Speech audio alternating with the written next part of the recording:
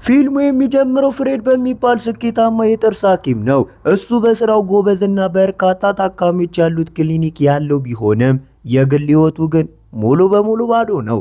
ላለፉት 5 ዓመታት በኢንተርኔት የትዳር አጋር መፈለጊያ ድረ-ገጾች አማካኝነት የህይወት አጋር ለማግኘት ከፍተኛ ጥረት ሲያደርግ ቆይቷል። ነገር ግን ከሰዎች ጋር የመቀላቀል ፍርሃቱ ሁልጊዜ እድሉን ያበላሽበታል። ይህ እጅግ አፋርና ዝምተኛ ሰው ከሴቶች ጋር እንዴት ማውራትና መግባባት እንዳለበት ፈጽሞ አያውቅም። አንድ ቀን ትልቅ የሚያምር አበባ ይዞ በአንድ ጸጥተኛ ካፌ ውስጥ ብቻውን ይቀመጣል። ራሱን እንዴት ማስተዋወቅና ማውራትና በራስ መተማመን ማሳየት እንዳለበት በጭንቀት ይለማመዳል። ከጥቂት ቆይታ በኋላ ባለፈው ምሽት በኢንተርኔት ከተገናኛት ወጣት ጋር ለመገናኘት ትደርሳለች። ወጣቷም እንደተቀመጠች ፍሬድ ወዲያውኑ ይደነግጣል። እጆቹን በጣም ከመንቀጥቀጣቸው የተነሳ ሳያስበው የውሃ ብርጭቆውን ይደፋዋል። ወጣቷ ሁኔታውን ለማረጋጋትና ትህትና የተሞላበት ጨዋታ ለመጀመር በማሰብ ድርጊቱን በጎን አልፈዋለች። ነገር ግን ፍሬድ በጣም ከመደንገጡ የተነሳ ሙሉ አረፍተ ነገር እንኳን መናገር ሳይችል ይቀራል። አይኖቹንም ጠረጴዛው ላይ ተክሎ እየተቆራረጠ ይናገራል። የሱ በራስ መተማመን ማጣትና ያልተለመደ ባህሪ ለወጣቷ እጅግ እንግዳ ይሆንባታል። ወጣቷ ጨዋታውን ለመቀጠል ስትሞክር ፍሬድ በቀጥታ ደረቷ ላይ እንደተመለከተ ታስተውላለች። ወጣቷ መቀመጫዋ ላይ ባልተመቸ ሁኔታ ስትወዛወዝ ፍሬድ ሳይወድ በስህተት ለሁለተኛ ጊዜ ያያታል። በእርግጥ እሱ ባለጌ ለመሆን አስቦ አልነበረም። እሱ በጣም ከመጨነቁ የተነሳ ወዴት ማየት እንዳለበት እንኳን አያውቅም ነበር። ወጣቷ በፍጥነት ትዕግስት በማጣት ምክንያት ፈጥራ ወጥታ ትሄዳለች። በጥልቅ ሐዘን ተሰብሮ ወደ ጸጥተኛው መኖሪያ ቤቱ ይመለሳል። ጥግ ላይ ወደ ተቀመጠው የመስታወት ታንክ ይሄዳል። በውስጡ ሃርዲ የምትባል የቤት ኤሊ አለች። እሷም በዓለም ላይ የሱ ብቸኛ እውነተኛው ጓደኛው ነች። ፍሬድ ታንኳ አጠገብ ተቀምጦ ልቡን አውጥቶ የወደቀበትን ቀጠሮ ሙሉ ታሪኩን ለሃርዲ ይነግራታል። እጅግ የብቸኝነት ህይወት ይመራል። ጊዜውን ከሃርዲ ጋር በማውራትና ከመጫወቾቹ ጋር በመጫወት ያሳልፋል።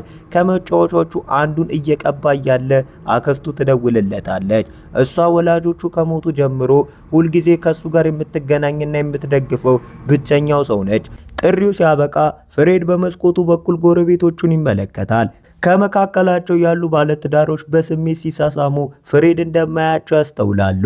እሱ አስፈሪ ሆኖ ስላገኙት ትተውት ይሄዳሉ። በሚቀጥለው ቀን ኖርማሉን ስራውን ይከተላል። ክሊኒኩን ይጎበኛል፣ ከሃርዲ ጋር ያወራል እና መጫወቾቹን ይቀባል። በድንገት በኢንተርኔት ከተገናኛት ሴት ጥሪ ይደርሰዋል። እሷ ለፍሬድ በፍጹም ፍቅር ትናገራለች። እውነትም ለእርስ በርስ የተፈጠሩ እንደሆነ እንዲያምን ታደርገዋለች። የፍሬድ ፍርሃት ወጥቶ እንደተለመደው ቃላቶቹን ማደናቀፍ ቢጀምርም እሷ ግን ምንም አልተረበሸችም። በእውነቱ እሷ የበላይነቱን ወስዳ በአካል እንድትገናኘው ትጠይቃለች። ይህም አዲስ ሴት ለመጀመሪያ ጊዜ ከሱ ጋር ቀጠሮ ስትይዝ የመጀመሪያው ያደርገዋል። በአዲስ ጉጉት እንደገና ለመሞከር በማሰብ ከአበባ ጋር ወደዛ ካፌ ይመለሳል። 1 ሰዓት ያልፋል፣ ከዛም 2 ሰዓት። ነገር ግን ወጣቷ ፈጽሞ አትመጣም። በከፍተኛ የብቸኝነት ህመም ተቀምጦ ሳለ በድንገት ካጠገቡ ካለው ጠረጴዛ የሚያውቀው ድምጽ ይሰማል። ባለፈው ምሽት ያያቸው ጎረቤቶቹ ሆነው ይገኛሉ። ፍሬድ ባለፈው ምሽት በስልክ የተናገራቸውን ተስፋ የቆረጡ ቃላት እየደገሙ እየሳቁበት ያፌዙበታል። እሱ ሙሉ ቀጠሮ በሱ ላይ ለመቀለድ የተደረገ ጨካኝ ወጥመድ እንደነበረ ይረዳል። ሁኔታው ይበልጥ እየከፋ የሚሄደው የካፌ ሰራተኞችን በፌዙ ላይ ሲቀላቀሉ ነው። ላለፉት 5 ዓመታት አንዲትም ሴት በሱ ላይ ፍላጎት እንዳላሳየች አስተያየት ይሰጣሉ። ሬመንድ የተባለ ወጣት አስተናጋጅ የፍሬድን የተዋረደበትን ሁኔታ በሚስጥር ፎቶ ያነሳል። ጥቂትም ጊዜ ያሳልፋሉ። ፍሬድ ቦታው በሰው የተጨናነቀ ጫጫታ ባለው ሰርግ ላይ እየተካፈለ ነው። ከሚንከባከቡት ጎረቤቶቹ አንዷ ጥግ ይዛ አሁንም ከሴቶች ጋር እንዴት ማውራት እንዳለበት ባለማወቁ ተወቅሰዋለች። በመቀጠል የተለያዩ ሴቶችን መጠቆም ትጀምራለች። ነገር ግን የፍሬድ አይኖች ወዲያውኑ ካዝ በተባለች እጅግ በሚያስገርም ወጣት ላይ ቆማሉ። ለፍሬድ ጊዜ ሙሉ በሙሉ የቆመ ያህል ይሆንበታል። የመጀመሪያ እይታ ፍቅር ነበር። እሱም በሚያስደንቅ ሁኔታ ካዝ ወጥታ ከመሄዷ በፊት ለጥቂት ሰከንዶች በቀጥታ ትመለከተዋለች። በአክስቱ ተበረታቶ ፍሬድ ያለውን ድፍረት በሙሉ አሰባስቦ ወደፊት በመራመድ ራሱን ያስተዋውቃል። ካዝ በሞቀ ፈገግታ ትመልስለታለች። በመካከላቸው ጭሩ ጨዋታ ሲጀመር አንድ ግልፍተኛ ሰው በድንገት በመካከላቸው ሲገባ ሁኔታው ወዲያውኑ ይበላሻል። ይህ ሰው ሩስተም ነው። እጅግ ባለቤቱን የሚፈልግና ጨካኝ የሆነ የካዝ ባለው ፍሬድ ወደ ሚስቱ ለመቅረብ እየሞከረ ነው ብሎ በማሰብና በካዝ ላይ ያለውን ጥርጣሬ በማባባስ ሩስተም ፍሬድን በኃይል ገፍትሮት መሬት ላይ ጥለዋል። ሙሉ በሙሉ የተዋረደው ፍሬድ ወደ አክስቱ ተመልሶ የተሰማው ብቸኛው እውነተኛው ግንኙነት መጥፋቱን ሲረዳ በመግፋቷ ይክሳታል። ሩስተም ካዝን ያለምንም ምክንያት ከስነ ስርዓቱ ጎትቶ ያወጣታል። ከጥቂት ቀናት በኋላ ፍሬድ መደበኛው ስራ ይበዛበታል። ለሱ ጥሩ ዕድል ሆኖ የሚቀጥለው ታካሚ ካዝ ሆና ትገኛለች። ልቡ ወዲያውኑ በፍጥነት መምታት ይጀምራል። ነገር ግን ሙሉ በሙሉ ሙያዊ ሆኖ ለመቆየት ራሱን ያስገድዳል። ካዝ አሳማሚ የሆነውን የጥበብ ጥርሷን ማውጣት እንደሚያስፈልጋት ትገልጻለች። እንዲሁም ስለ ክሊኒኩ በጓደኞቿ በኩል እንደሰማች ትነግራለች። ውስጣዊ ደስታውን በጥበብ በመሸሸግ ፍሬድ ወደ ሕክምና ወንበሩ ይመራታል። የህልሙም ሴት እንደገና ወደ ህይወቱ በመመለሷ እድሉን ማመን ያቀተዋል። ጥርሷን ሲመረምርም በሰርጉ ላይ በኋላ ላያሳየው የጨካኝ ባህሪ በዝምታ ይቅርታ ሲጠይቃት ፍሬድ በካዝ አይኖች ውስጥ ያለውን ጥልቅ ሐዘን አስተውላለች። ፍሬድ ነገሩን በሙያዊ መንገድ ለማስቀጠል ቢሞክርም ከሷ ጋር ሲያወራ ግን ካዝ በትዳሯ እጅግ ደስተኛ እንዳልሆነችና ለበዳይ በኋላ ጥልቅ ጥላቻ እንዳላት በግልጽ ማየት ይችላል። ከመውጣቷ በፊት ካዝ ለጥርሱ ማውጣት ኦፊሳላዊ ቀጠሮ ትይዛለች። ፈገግታም ትሰጠዋለች። ሙሉ በሙሉ በደስታ የተሞላው ፍሬድ ምናልባት ከሷ ጋር እድል ይኖረኛል የሚል ተስፋ ጭላንጭል ተሰምቶት በክሊኒኩ ውስጥ ቆሞ ይቀራል። በቀዶ ጥገናው ቀን ፍሬድ የካዝን ጥርስ በተሳካ ሁኔታ ያወጣል። የማገገሟም ሁኔታ ለመከታተል ድጋሚ ቀጠሮ እንዲኖራት ይነግራታል። ካዝ በደስታ ተስማምታ ወዲያውኑ የሚቀጥለውን ቀጠሮ ትይዛለች። እሷ እንደወጣች ፍሬድ አድራሻዎቿን ለማግኘት የታካሚ ሪፖርቷን ያወጣል። በዛ ምሽት ወደ እሷ ሰፈር ይሄዳል። መኪናውን ከመንገዱ ማዶ አቆሞ አይኖቹን ወደ እሷ አፓርታማ መስኮት ተክሎ እሷን ለማየት ይመለከታል። ካዝ ወደ አፓርታማው እንደገባች የተናደደው ሩስተም ሙሉ ቀን ከቤት ውጪ በመሆኗ በንዴት እየተጋፈጣት አስቀድሞ እየጠበቃት ነበር። እሷ የጥርስ ቀዶ ጥገናውን ለማስረዳት በከፍተኛ ሁኔታ ትሞክራለች። ነገር ግን ሩስተም አንዲትም ቃል ለማመን እምቢ ብሏል። በመስኮቱ በኩል በጭንቀት ይመለከታል። ፍሬድ ሙሉ በሙሉ የሰከረውን ሩስተም ወደ ካዝ ዞሮ ያለምንም ርኅሩህነት ሲደበድባት በከፍተኛ ድንጋጤ ይመለከታል። የመሪውንም ጎማ በጥብቅ ይዞ የቁጣ ስሜት በፍሬድ ላይ ይፈሳል። ነገር ግን አሁን ጣልቃ መግባት ለካዝ ነገሮችን ይበልጥ ሊያባብስ እንደሚችል ይረዳል። ሳይወድ ወደ መኪናው ተመልሶ ይነዳል። በሚቀጥለው ቀን ፍሬድ ካዝን በጭንቀት ይጠብቃታል። ነገር ግን እሷ ለምርመራው አትመጣም። ከ3 ሰዓት በላይ ትዘገያለች። እጅግ ተጨንቆ ፍሬድ በመጨረሻ ሊደውልላት ይወስናል። በሌላኛው በኩል ድምጿ እየተንቀጠቀጠ ነው። ከቤት ለመውጣት በከፍተኛ ሁኔታ እምቢ ትላለች። ከዚህ በስተጀርባ ያለው ጥቁር እውነታ ወዲያውኑ በመረዳት ፍሬድ ከቀዶ ጥገና በኋላ ለሚደረገው ምርመራ እውነትም አስፈላጊ መሆኑን በመግለጽ ይልቁኑ ደህንነቱ በተጠበቀ ቦታ እንዲገናኙ በለስላሳ ሁኔታ ይጠይቃታል። እውነተኛ ጭንቀቱን በመስማት ካዝ በመጨረሻ ትስማማለች። ካዝ ስትደርስ ፍሬድ አሳዛኝ የሆኑ የድብደባ ምልክቶች ፊቷን ሸፍኖት በማየቱ ይደነግጣል። ያለምንም ማመንታት ልቧን ማፍሰስ ትጀምራለች። ሩስተም ሁልጊዜ ከማንኛውም ሰው ጋር ህገወጥ ግንኙነት አለሽ እያለ እንደሚከሳት ትገልጻለች። በተጨማሪ በየከተማው ውስጥ ከሚገናኙ በጣም ታዋቂ ካፌዎች አንዱን እንደሚያስተዳድር ትነግራለች። ከተሰማው ጥልቅ ደጋፊነት የተነሳ ሐዘኗን ለማቃለል ቀለል ያሉ ቀልዶችን መናገር ይጀምራል። ምርመራው ምክንያት ብቻ መሆኑን ካዝ ብትረዳም ፍሬድ በቀላሉ እሷን ማግኘትና ማጽናናት እንደሚፈልግ ትረዳለች። ይህ ሁሉንም ነገር ይለውጣል። ከዚህ በኋላ በየቀኑ ማውራት ይጀምራሉ። በሚስጥር ውይይታቸው ውስጥ መጽናትን አግኝተው በሚስጥር መገናኘት ይጀምራሉ። ማገገሟን ለመደገፍ በማሰብ ፍሬድ ከደረሰባት የአእምሮ ጉዳት እንደምትድን የሚረዳትን መጽሐፍ ለካዝ ይሰጣታል። በዛው በሚያብበው ግንኙነት እጅግ ተደስቶ ፍሬድ ለአክስቱ በሚስጥር ይነግራታል። በመጨረሻም እውነተኛ የህይወት አጋሮ እንዳገኘ በደስታ ይገልጽላታል። አንድ ቀን ከሰዓት በኋላ በፍርሃት ስትኖር ማየት ስላልቻለ ፍሬድ ለምን ሩስተምን ትታ እንደማትወጣ በለስላሳ ሁኔታ ካዝን ይጠይቃታል። የካዝ አይኖች ወዲያውኑ በፍርሃት ይሞላሉ።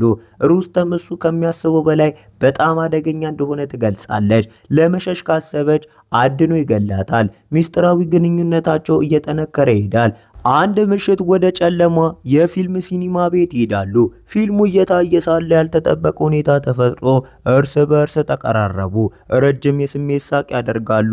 ነገር ግን ከጥቂት ሰከንዶች በኋላ ካዝ በድንገት ወደ ኋላ ትለቀቃለች። የተራራ ከባድ ሁኔታ በድንገት በሷ ላይ ይወርዳል። ከሲኒማ ቤቱ በፍጥነት ወጥታ ትሮጣለች። ለብዙ ቀናት የፍሬድን መልእክቶች በሙሉ ትተዋለች። ይህም እሱም ሙሉ በሙሉ ተስፋ መቁረጥ ውስጥ ይጥለዋል። ዝምታውን መታገስ አቅቶት በቀጥታ ወደ እሷ ቤት ይነዳል። ካዝ በሩን ስትከፍት የፍሬድ ልብ ይመታል። ፊቷ ከዚህ በፊት ካየው በላይ በከፋ አዲስና አስፈሪ የድብደባ ምልክቶች ተሸፍነዋል። በስሜት አቅፈዋለች። ፍሬድ ለሌላ ሰከንድ እንኳን በፍርሃት እንድትኖር አይፈልግም። በከፍተኛ ፍላጎት የጋብቻ ጥያቄ ያቀርብላታል። እያለቀሰች ካዝ እንዲህ ባለ እስራት ውስጥ ባትሆን ኖሮ ያለምንም ማመንታት ታገባው እንደነበረ ትነግረዋለች። የተሰበረው ፊቷን በማየት ፍሬድ በመጨረሻ ሩስተምን ከመንገዳቸው ለማስወገድ ይወስናል። እሱም መግደል አለባቸው። መጀመሪያ ላይ ካዝ በሀሳቡ ትደነግጣለች። ነገር ግን ፍሬድ ሙሉ በሙሉ ደህንነታቸው የተጠበቀ እንደሚሆንና ነፃነታቸውን ለማረጋገጥ ብቸኛው መንገድ ይህ እንደሆነ ያስረዳታል። ጥልቅ ትንፋሽ ወስዳ ውሳኔውን አጠንክራ በግድያ እቅዱ ትስማማለች። ፍሬድ ወዲያውኑ እቅድ ያወጣል። የሩስተምን ሁኔታ በጥንቃቄ በመከታተል ሰውየው በምሽት ለመሮጥ እንደሚወጣ ይረዳል። ለትክክለኛው ሰዓት በትዕግስት እየጠበቀ ፍሬድ አንድ ምሽት መኪናውን በመንገዱ ዳር ይደብቃል። በመጨረሻም ሩስተም ከቤት ወጥቶ ለመደበኛ ሩጫው ሲሄድ ያየዋል። ልቡ የመታ ፍሬድ ነዳጁን ይጫናል። በከፍተኛ ፍጥነት በመንዳት ያለምንም ማመንታት መኪናውን በኃይል ሩስተም ላይ ይጋጫል። እሱም ሙሉ በሙሉ ለመጨረሻ ቆርጦ ፍሬድ መኪናው ወደ ኋላ ይመለሳል። እንደገና በሩስተም ላይ ይነዳበታል። ከዛ በኋላ ፍሬድ ከከተማ ውጪ ወደሚገኘው ገጠራማ እርሻ ቤቱ ይዘዋወራል። ይህ በእንዲህ እንዳለ ፖሊሶች የሩስተምን አስክሬን አግኝተው የመኪና ግጭቶች መሸሽ ምርመራ ይጀምራሉ። ነገር ግን ወንጀሉ የተፈጸመው በጨለማና ዝናባማ ምሽት በመሆኑ ምንም አይነት ምስክሮች ወይም የደህንነት ካሜራዎች ባለመኖራቸው የማስረጃ ማጣት ምርመራው ሙሉ በሙሉ እንዲቆም ያደርገዋል። ከጥቂት ቀናት በኋላ ፍሬድ መኪናውን አስነስቶ ወደ ከተማው ይመለሳል። በፍቅር የተሞላ ስብሰባ በማሰብ በቀጥታ ወደ ካዝ ቤት ይሄዳል። ነገር ግን በሩ ሲከፍት ልቡ ይወድቃል። በውስጥ ቆሞ ያለው ሌላ ሰው ነው። እሱም በዛን ቀን በካፌ ውስጥ ፎቶን ያነሳው ወጣቱ አስተናጋጅ ሬይመንድ ነው። ምን እየተካሄደ እንዳለ መረዳት ከመቻሉ በፊት ካዝ ሙሉ በሙሉ የተለየ መልክ ይዛ ትታያለች። ያለምንም የጥፋተኝነት ስሜት በፍሬድ ፊት ሬይመንድን ትስመዋለች። በቅዝቃዜም እንዲወጣ ትነግረዋለች። ፍሬድ እየተጠቀሙበት እንደነበረ አስፈሪ እውነታ ሲገባው ካዝ እውነቱን በቅዝቃዜ ትገልጻለች። እውነቱ ግን ሬይመንድ እና ካዝ የረጅም ጊዜ ፍቅር አጋሮች ነበሩ። ነገር ግን ሩስተም ሀብታምና የቅንጦት ካፌ ባለቤት በመሆኑ ካፌውን ለመውረስ እሱን መግደል ነበረባቸው። እንዲሁም ይህንን ቆሻሻ ስራ የሚሰራላቸው ሞኝ ሰው ያስፈልጋቸው ነበር። ሬይመንድ መጀመሪያ ፍሬድን ካፌ ውስጥ አስተውሎት ነበር። ካዝ ደግሞ በሰርጉ ቀን ፍሬድ ፍጹም የሆነ ሰለባ እንደሆነ አረጋገጠች። እሱ በፍቅር በቀላሉ ሊዘወር የሚችል ብቸኛ ተስፋ የቆረጠ ሞኝ ሐኪም ነበር። በንዴት የተቃጠለው ፍሬድ ወደ እሷ ይዘላል። ነገር ግን ሬይመንድ በፍጥነት መሬት ላይ ጥሎት ያዋርደዋል። በሌሊት ፍሬድ ከካዝ ቤት ውጭ የነበረበትን ፎቶዎች እና ግድያውን ሲያቅዱ የነበሩበትን እያንዳንዱን የጽሑፍ መልእክቶች ያሳዩታል። ወደ ፖሊስ ከተሄደ ፍጹም ወጥመድ ውስጥ እንደሚገባ ያስጠነቅቁታል። ህመሙን ይበልጥ ለማበሳጨት ካዝ እቅዱ በሚካሄድበት ጊዜ እሱ በነካት ቁጥር ሁልጊዜ ይጸየፉት እንደነበረ በንቀት ትናገራለች። ከቤት ከማስወጣታቸው በፊት ለፍሬድ ሞኝነት የተሞላበት ደግነት እየሳቀች የሰጣትን የመፈወሻ መጽሐፍ ፊቱ ላይ በንቀት ተወረውርበታለች። ከዛ በኋላ ፍሬድ ወደ ቤቱ ይመለሳል። ልቡ ተሰብሮ መሬት ላይ ወድቆ በከፍተኛ ሁኔታ ይስልና በዚህ ጊዜ አስፈሪውን ክስተት ለአርዲ እንኳን ሳይናገር ሙሉ በሙሉ ለራሱ ብቻ ይይዘዋል። በሐዘኑ ውስጥ የራሱን ተስፋ መቁረጥ እያሰላሰለ ምን ያህል በቀላሉ ራሱን በወጥመድ ውስጥ እንዲገባ እንዳደረገ በምሬት ይጸጸታል። ይህ በእንዲህ እንዳለ ካዝና ሬይመንድ ምንም አይነት የጥፋተኝነት ስሜት አይሰማቸውም። በመጨረሻ የሩስተምን ሀብት በማግኘታቸው በደስታ ተውጠዋል። በሚቀጥለው ቀን ፍሬድ ልቡ ሙሉ በሙሉ የተሰበረ ቢሆንም ራሱን አስገድዶ ወደ ኖርማል የዕለት ተዕለት እንቅስቃሴው ይመለሳል። በዛም ምሽት አክስቱን ለመጎብኘት ይሄዳል። ስለ ግድያ እውነተኛ አስፈሪ እውነት ሊነግራት ስላልቻለ የፍቅር አጋሩ እንደከዳችው ብቻ ይነግራታል።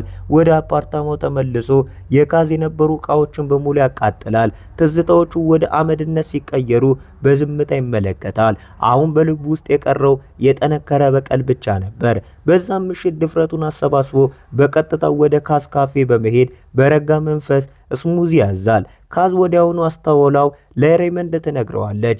ሁለቱም ቀጣይ እርምጃውን በጭንቀት እየጠበቁት በትኩረት ይመለከቱታል። ፍሬድ ግን ምንም ሳያደርግ በረጋ መንፈስ ይቀመጣል። ስሙዚውን ጨርሶ ሌላ ያዛል። በዚህ ጊዜ ሬመንድ እና ካዝ ራሳቸውን አቅርበውለት በዝምታ እንዲወጣ ያዙታል። ፍሬድ ግን ካዝን በትኩረት እየተመለከተ በዝምታ እጅግ እንደበደለችው ይነግራታል። አሁኑኑ ይቅርታ እንዲጠይቁት ካልሆነ ግን ከሱ በቀል ማምለጥ እንደማይችሉ በረጋ መንፈስ ማስጠንቀቂያ ይሰጣቸዋል። ሬመንድ ግን በፍሬድ ንግግር ተናዶ ፊቱ ላይ በኃይል በመምታት መሬት ላይ ጥለዋል። ፍሬድ ግን ቀስ ብሎ ይቆማል። የፈሰሰውን ደም ይጠርጋል እና ምንም አይነት መቃወም ሳያሳይ ተሳስታቸዋል የሚል ቃል ብቻ ተናግሮ ይወጣል። ከዛን ቀን ጀምሮ ፍሬድ በምስጢር ይከታተላቸዋል። የአፓርታማቸውን ቁልፍ ግልባጭን በማዘጋጀት ወደ ቤታቸው ይገባል። የካዝን ድክመት በማወቅ የቀረውን ምግባቸውን በኃይለኛ የእንቅልፍ ኪኒን ይበክላል። እንዲሁም የፊት መታጠቢያ ኬሚካሏን በከፍተኛ መርዝ ይለውጠዋል። ካዝና ሬመንድ ወደ ቤት ሲመለሱ የተበከለውን ምግብ ይመገባሉ። ወደ አልጋ ከመሄዷ በፊት ካዝ በተበከለ የፊት መታጠቢያ ፊቷን ታጠበች። ሁለቱም ራሳቸውን ስተው ሲወድቁ ፍሬድ በሚስጥር ወደ አፓርታማው ይገባል። በካዝ ተበላሽቶ በወጣው ፊት ላይ በቀዝቃዛ እርካታ ይመለከታል። ከዛም ወደ ሬመንድ ዞሮ ፊቱን ደጋግሞ በጥፊ ይመታዋል። የእጅ አሻራውንም በመጠቀም ስልኮቻቸውን በመክፈት በሱ ላይ የነበሩትን የማስፈራሪያ ማስረጃዎች በሙሉ ያጠፋቸዋል። በመጨረሻም ካዝን ማጥመድ የሚያስችል ወሳኝ ማስረጃ በማዘጋጀት ከሷ ስልክ ወደ ራሱ ስልክ የማስፈራሪያ የጽሑፍ መልእክት ይልካል። በእኩለ ሌሊት ካዝ በከፍተኛ ማቃጠልና እክክታ ነቅታ ወደ መታጠቢያ ቤቱ ትሮጣለች። በመስታወት ስታይ ፊቷ ሙሉ በሙሉ ተበላሽቶ ስለነበር በፍርሃት ትጮኻለች። ደንግጣ ሬመንድን ትቀሰቅሰዋለች። በፍርሃት ተውጠው ወዲያውኑ ከአፓርታማ ወጥተው ወደ ሆስፒታል ይነዳሉ። ሬመንድ በፍርሃት ፍጥነቱን ይጨምራል። ነገር ግን ፍሬኑ ሙሉ በሙሉ እምቢ ይላል። ፍሬድ ቀደም ብሎ ፍሬኑ እንዳበላሸው የሚያሳይ ትዝታ ይታያል። ሬመንድ የመኪናውን ቁጥጥር አጥቶ በኃይል ይጋጫሉ። ቆየት ብሎ በሆስፒታል ሐኪሙ ከባድ የቆዳ አለርጂክ ሲታከም የተናደደችው ካዝ ስለ አደጋው ሬመንድን በምሬት ተወቅሰዋለች። በሚቀጥለው ጠዋት ካዝ በካፌ ጥሪ ይደርሳታል። የምግብ ደህንነት ባለስልጣን ካፌውን እንዲዘጋው ይነግራታል። እሷና ሬመንድ በፍርሃት ወደ ካፌ ይሄዳሉ። አንድ ደንበኛ በበሰለው ምግብ ውስጥ የሞተ የእንጨት አሻሮ አግኝቶ ቪዲዮ እንደለቀቀ ያውቃሉ። ይህ በእንዲህ እንዳለ ፍሬድ በሚስጥር ወደ ቤታቸው ተመልሶ ይገባል። የሬመንድን የፌስቡክ አካውንት በመጠቀም የሬመንድና የካዝን የግል ፎቶ ይለጥፋል። ካዝ ማስታወቂያውን ስታይ በሬመንድ ላይ ትጮኻለች። እሱ ደንግጦ እንዴት እንደተከሰተ ምንም እንደማያውቅ ለማስረዳት ይሞክራል። በድንገት ለካዝ ነገሩ ይገባታል። የእንጨት አሻራውን ያገኘችው ደንበኛው ፍሬድ እንደሆነ ስትጠይቅ ስራ አስኪያጁ አዎ ይላታል። በዛው ቅጽበት አስፈሪ እውነት ይገለጽላታል። የፊት አላርጂው የተለቀቀው ፎቶ የፍሬድ ማጣቱና የምግብ ቤቱ መዘጋት በሙሉ በፍሬድ የተዘጋጁ እንደነበሩ ታውቃለች። በንዴት ተሞልተው ወደ ፍሬድ አፓርታማ ይገሰግሳሉ። አንዲትም ቃል ሳይናገር ሬመንድ በንዴት ፍሬድ ላይ ይዘልበታል። ፍሬድን ያለምንም ርኅሩህነት ይደበድበዋል። ነገር ግን ለፖሊስ ደውሎ ነበር። የፖሊስ አዛዡ መጥቶ ሬመንድን ከፍሬድ ላይ ያነሳዋል። ነገር ግን ካዝ ገብታ ፍሬድ ትንኮሳ ያደርግባት እንደነበር ሊጎዳት እንደሞከረና እሷን ቢስትለው ባሏን እንደገደለው ትናገራለች። ፖሊሱ ማስረጃ ሲጠይቅ በራስ መተማመን ስልኳን ታወጣለች። ነገር ግን ፍሬድ አጥፍቶ ስለነበር ምንም ነገር አታገኝም። ባሏ እንደተገደለ እያወራች ካዝ ከሌላ ወንድ ጋር ቆማ በማየቱ ፖሊሱ ነገሩ አልተዋጠለትም። ፍሬድ ደግሞ ስም ያለው ሐኪም በመሆኑ ፖሊሱ የካዝን ክስ ውድቅ ያደርገዋል። ፖሊሱ ለሬመንድና ለካዝ ወደ ፍሬድ ዳግመኛ እንዳይቀርቡ ጠንካራ ማስጠንቀቂያ ይሰጣቸዋል። ወደ ቤት ሲመለሱ ካዝ በድንገት ተናዳ በቀሏን ማቀር ትጀምራለች። ይህ በእንዲህ እንዳለ ፍሬድ አክስቱን ይጎበኛል። ምንም እንዳልተፈጠረ ያህል ስለ መደበኛ ህይወቱ ያወራል። ፍሬድ ወደ ቤቱ ሲመለስ ግን ቤቱ ሙሉ በሙሉ ተበላሽቶ ያገኘዋል። የተበላሸውን ቤቱን ያጸዳል። ነገር ግን ሃርዲን ማግኘት አይችልም። የደህንነት ካሜራዎችን ሲያይ ሬመንድና ካዝ ሃርዲን ይዘዋት እንደሄዱ ያውቃል። ደንግጦ ፍሬድ ለካዝ ይደውልላታል። በሃርዲ ምትክ ሁሉንም ነገር በሰላም ለመጨረስ እንደሚፈልግ ይነግራታል። ሬመንድ ግን ሃርዲን በህይወት እያለች ቆራረጠው። ወደ ሾርባ እንዳይቀየራት በሚያስፈራራ ሁኔታ ይነግረዋል። የፍሬድ አይኖች በእንባ ይሞላሉ። ልቡ ተሰብሮ በዓለም ላይ ያለው ብቸኛውን ጓደኛ እንደጠፋ ይረዳል። ካዝ ሃርዲን መግደላቸው ድንበር ማለፏን በመስጋት የቁጭት ስሜት ይሰማታል። ሬይመንድ ግን ረጋ እንዲሉ ይነግራታል። ይህ በእንዲህ እንዳለ ፍሬድ ያሳዛኙን የሃርዲን ቅሪቶች ይደብቃል። በመጨረሻም ለመጨረሻው በቀል ጊዜው እንደደረሰ ይስላል። ፍሬድ ሩስተምን በገጨበት ትክክለኛ መንገድ ላይ ይመለሳል። አንድ የአካባቢውን ለማኝ በማየት ከተወሰኑ ልዩ ስራዎች ጋር የገንዘብ ጥቅል ይሰጠዋል። ለማኙን በቀላሉ ይስማማል። ከጥቂት ቆይታ በኋላ ለማኙ ወደ ፖሊስ ጣቢያ በመሄድ ከጥቂት ሳምንታት በፊት የመኪና አደጋውን እንዳየ ይናገራል። ከዛም ለፖሊስ የፍሬድን መኪና የሰሌዳ ቁጥር ይሰጣቸዋል።